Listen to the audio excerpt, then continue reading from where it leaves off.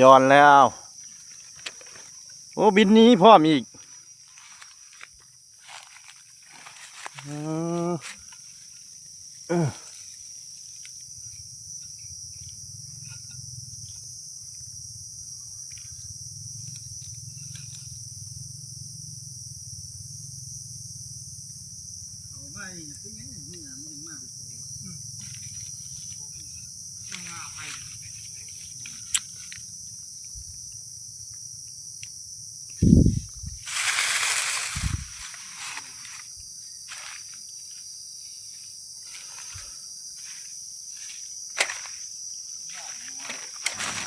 สบายดี FC ทุกคนมือนี้ปีละครั้งวันบริการสิพามาหานางแมงอีร้อนมีปีละเทื่อเนาะนางแมงอีฝนตกใหม่แล้วกันเริ่มมีดินอ่อนเป็นอะไรไปหาเบิ่งครับชมคลิปนี้กันสีเงาเลยเนาะเพราะว่าอาจสีเงียบคนก็หลายบริทายตอนคนมาเพราะว่ามาจองบอนอยู่จุดไปจุดมันกับประถึงกันว่าจุดไปจุดมันออกมาให้มันทันเนาะทันมันออกเก็บเยอะกับทำแล้วมันออก8 โมง 7-8 โมงมันก็เริ่มเบิดเพราะฉะนั้นสุกไฟมันมานั่งเผาได้เริ่มไต่โคมแล้วมันกำลังเจียวออกมาอาจสิบริมีเสียงว่าเสียงจากันแล้วว่าอยู่บอนไฟบอนอยู่แบบเงียบๆก็มีอยู่ส่วนหน่อย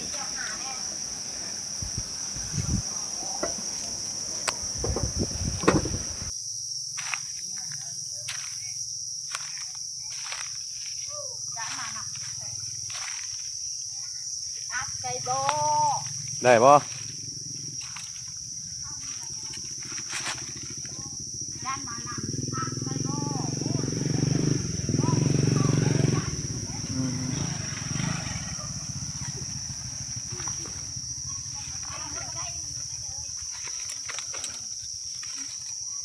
ส่วนหลายแต่มัน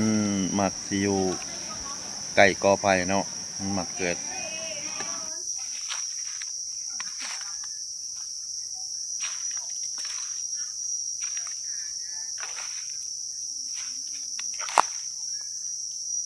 บ่ท่านออกขักหมอ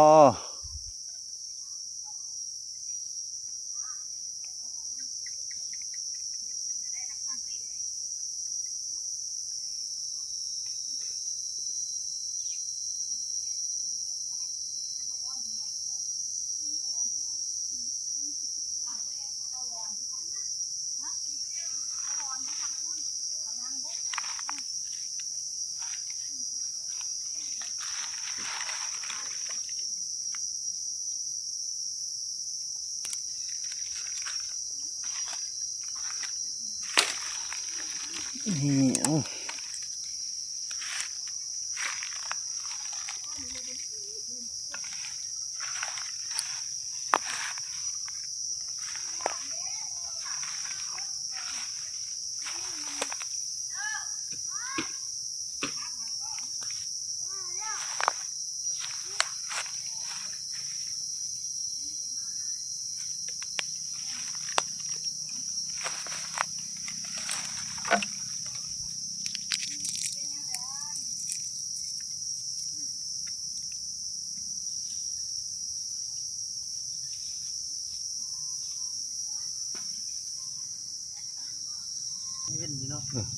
แต่ว่าคนยันบ่ทันกัน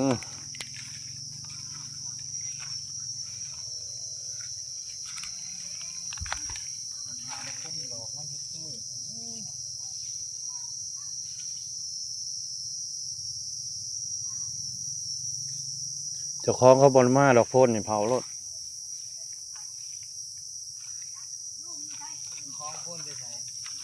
ไปสวรรค์ติก็เลยบ่ชวนยันเมื่อย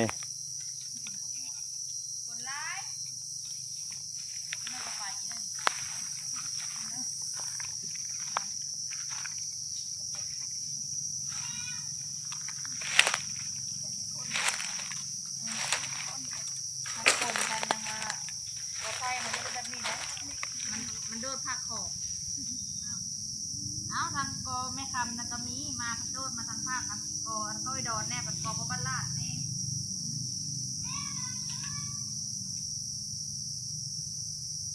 บางคนก็บ่ง่ายก็อยู่นั่นก็เก่าคนก็ง่าย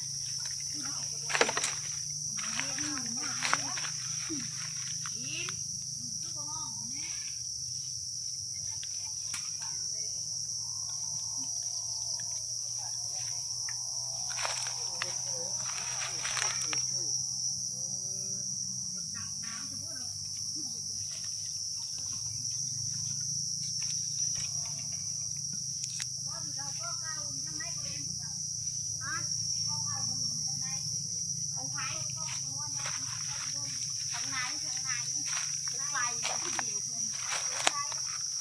แล้ว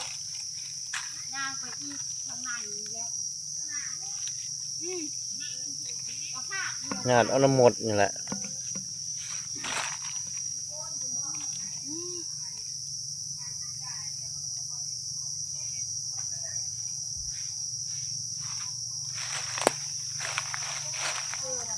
รอบๆนี้มีแต่คนเลยนั่งเผามองไปมองนั่น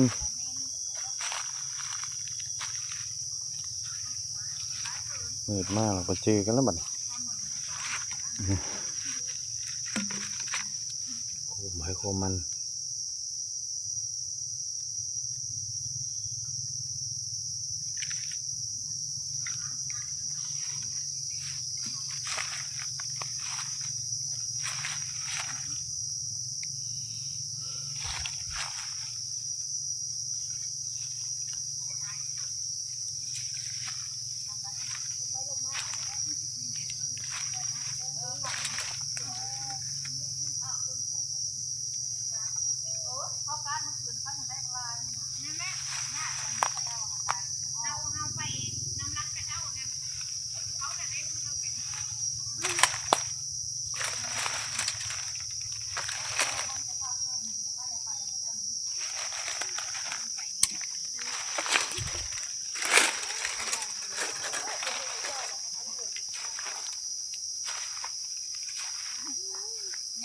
ย่างรอแทบเจอ เผาเอามันพอท่านออกเลยเขาก่อนมือย่างเลย มาเฮิงแล้วหมอ เขาก็มานี่แหละมาได้มือย่างได้มาได้ย่างมาได้ย่างยึงวันที่ก่อนร้านย่างเคี่ยใบพายนั้นเคี่ยไม่ออกแว่นเลยนี่เห็นอยู่ได้นี่มันมาหรอบอกกำลังออกคนเฮามาก่อนต่างกันเคี่ยมาไว้นี่แน่มาข้ามพะมูนี่หดก้อที่เขาเนาะเปลี่ยนกันนี่แหละผู้เข้าผู้ออกนั่นแหละ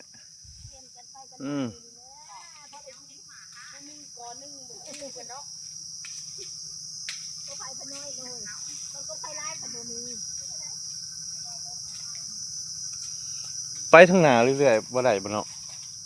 มีบ่อ๋อมากอยู่แต่เขาไผบ่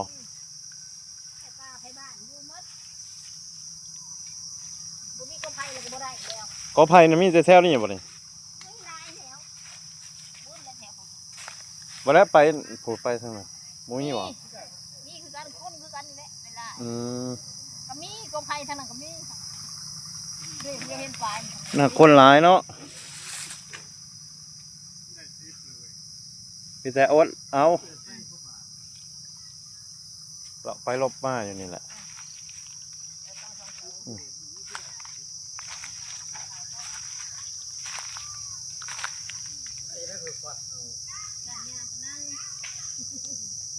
ขวดเอาบ่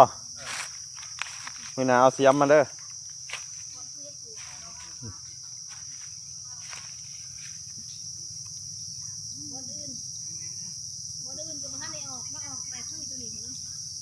บ่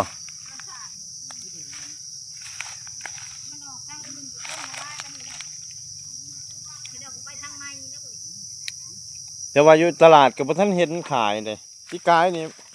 มีขายอยู่ตลาดแม่น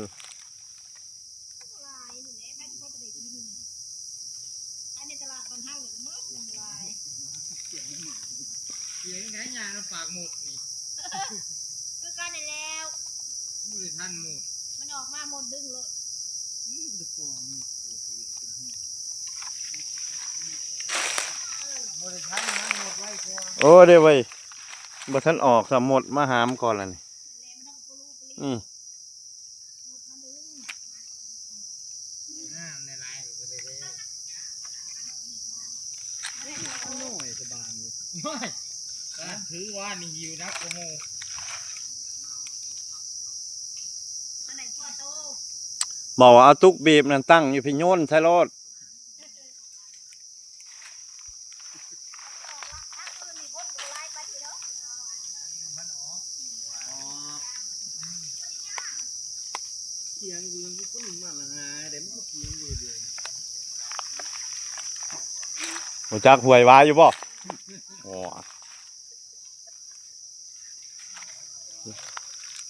บ่แม่นคนปักช่องแล้วคันบ่จักนี่ เสียงพวกละฮะที่กูอยู่เดียว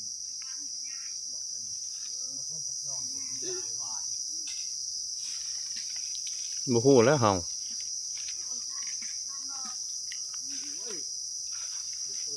เปิดไฟมันเห็นแสงไฟมันจะถึงมาหา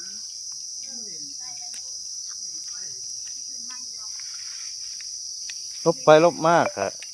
ก็พอได้อีกได้ล่ะ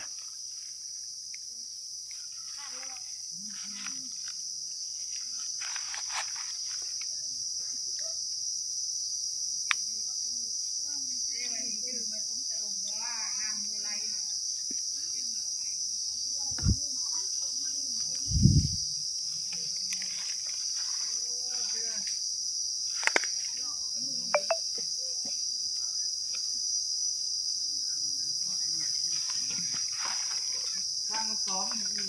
เดียวซ้อมมันใหม่ใครยึดซ้อมบูนอะไร นี่แนมไปและเห็นแล้วนะขนังอยู่อ้ายแม่นบ่เด้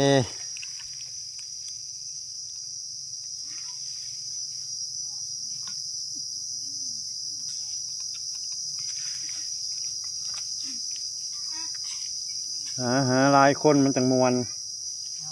อืม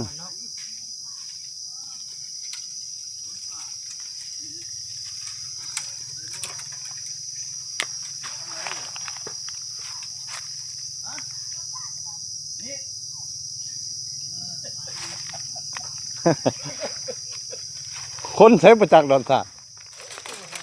บอก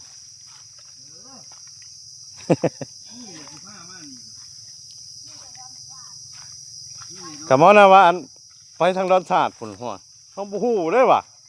หมู่ผ้ามานี่จักทางไรดอนศาสตร์ เท่มาตลอด แท้ๆมาดอนศาสตร์นี้ จะใช้ดอนยาโนมาตลอดหมดยังโดนสาดเยอะนั่งขี่ไอ้กูมึงเปิดไฟนะเปิดไหมต้องอยู่พ่นเที่ยวพุ่นนะอ๋อเกตนั่น บ่ได้เขาจับประมูลต่อล่ะเลาะไปเลาะมาอยู่นี่แหละน้อยๆมืดดอกมืดแล้วก็เมื่อยผ้ากันเมื่อ เขานั่งก็ไปยังสายก็เจ้าเมื่อยก่อน 3 โมงผู้จังมาบ่นี่3 โมงเช้าแจ้งกันเมื่อ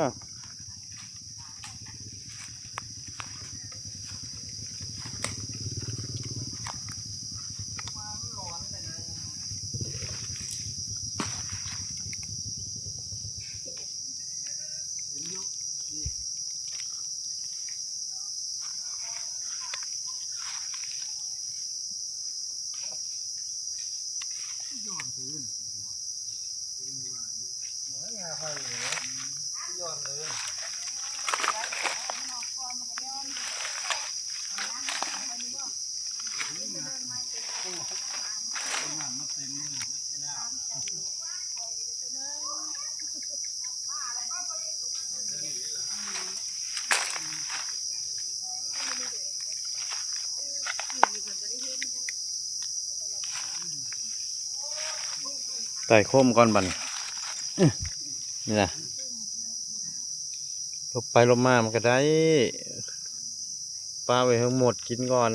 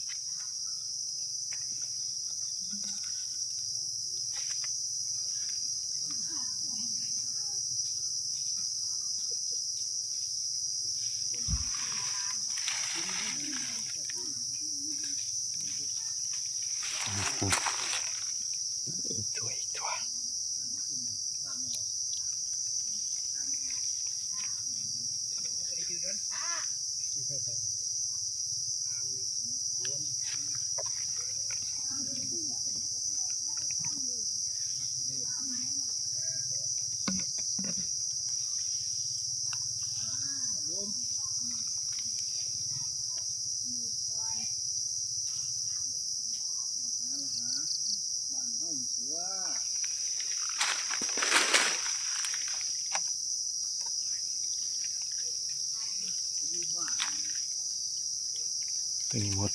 ดไฟแล้ว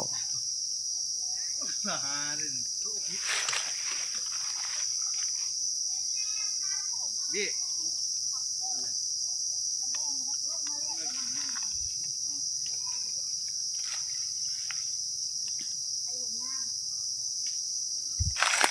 ี่ นี่กำลังทนมาก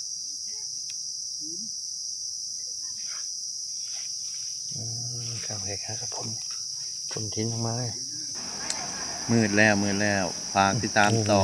EP 2เด้อขอบใจทุกคนที่ติดตามนะครับชมจนจบคลิป